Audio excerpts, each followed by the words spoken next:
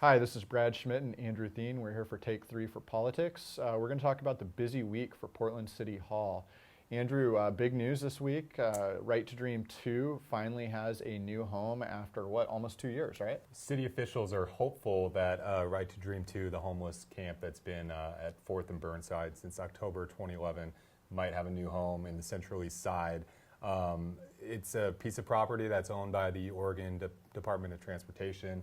It's surplus land. ODOT's going to sell it to the city. That's the idea. But Central East Side Industrial Council, a powerful group of business owners and landowners in the Central East Side, said, wait a minute, we're not in favor of this.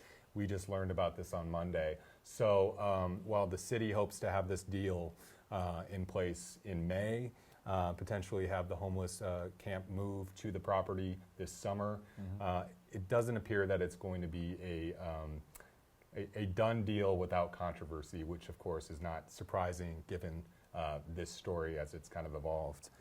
Speaking of housing, this week City Hall, Dan Saltzman had his first annual housing report. What are some of the key takeaways from that report, Brad? Well, what was interesting is at the back of the report there was almost, not quite a footnote, but you almost could miss it. The city has a policy called the no net loss housing policy for the Central City.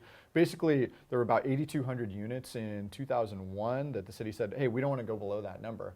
Well, they haven't had a count since 2008. It turns out they're well below that number. The total number is about 6,700 right now. So that's a concern. They say, look, the market is what it is, and we try and subsidize units, but when there's something that was cheap and it just converts on its own, we can't do much. And so that's going to be interesting going forward. Secondary to that, we learned that most of Portland really isn't that affordable for a lot of people. Specifically, if you are the average family, you have limited options to rent in the Central City.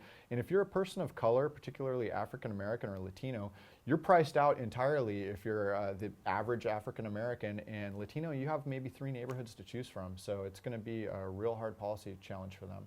Speaking of policy challenges, the city now has $50 million at play in the upcoming fiscal year budget. One of those challenges could be what to do with the city's largest administrative building. Brad, can you tell us about the Portland building? Yeah, so the Portland building is home to about 1,300 city employees, and it was built in 1982, so you'd think it would still be holding up. Turns out it's not. It's got seismic issues, and it also has some water infiltration problems. A couple of years back, they said, hey, let's do a renovation. $95 million will address the exterior. New Chief Administrative Officer Fred Miller says, why put $100 million into a lemon? So let's just gut the building, make sure that it's a world-class facility that people will enjoy working in. So the price tag came back. It's close to $175 million now, and it sounds like Mayor Charlie Hales might have close to $10 million in the budget for it, which actually will be released, next week, right? Next week. Stay tuned for a lot more news out of City Hall next week as the mayor releases his budget.